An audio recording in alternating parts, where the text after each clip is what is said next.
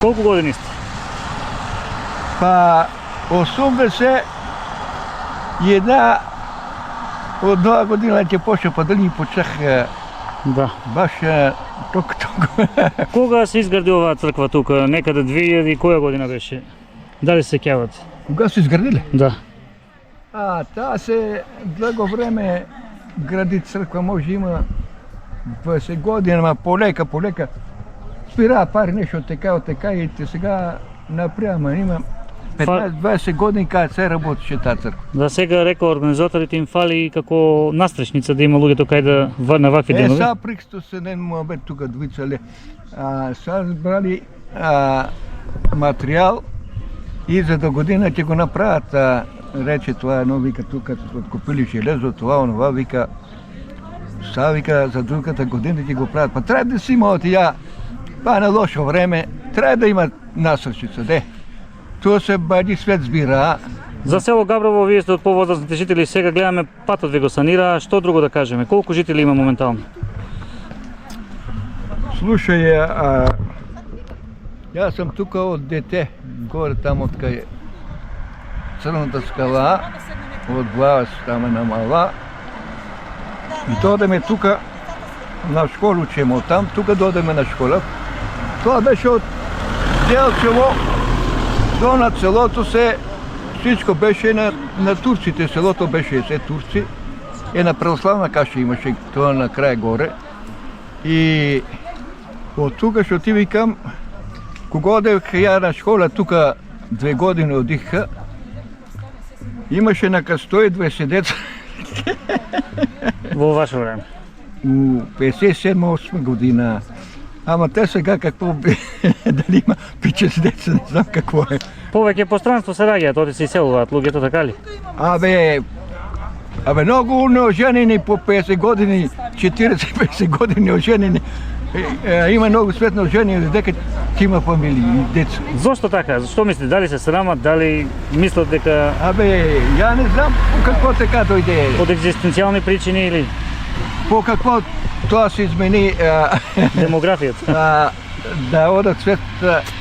Това да има на много места, не само Габрово. Точно, добро, во Македонија е тоа во повеќе места.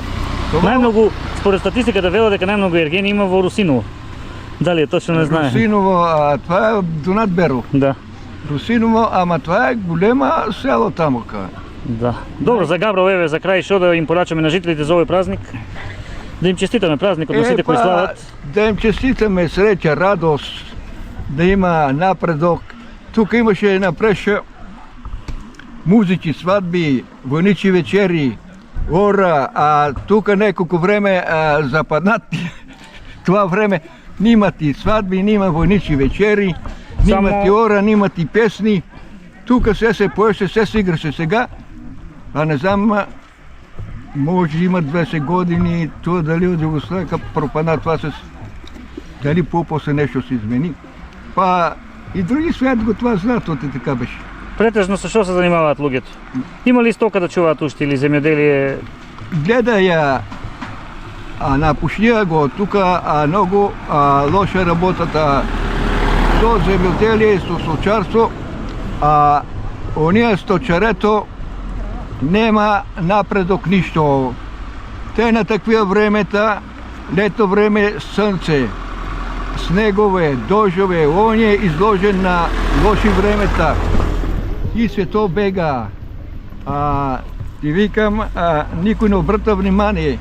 Ако седне некој пастир да яде леп некаде и не може од мушици, од комарци, од крълеже, питај Бога и сточаро не е обезбеден ништо. Нема никакви услови.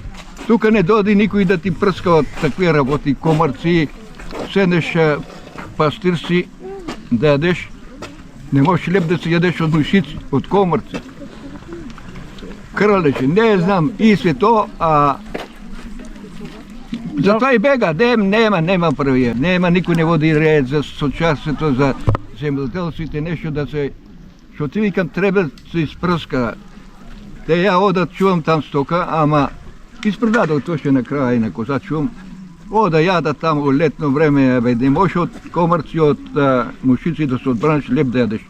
жега, температури големи, дожд е фати, нема ништо обезбедено за сточар. А сточаро де е заштитен од лоши времења, од се и земјоделица, а они никој не води за них ред и они бега све то, млади по странство тамо нам. Ви благодарам. Како ви беше името? Славе.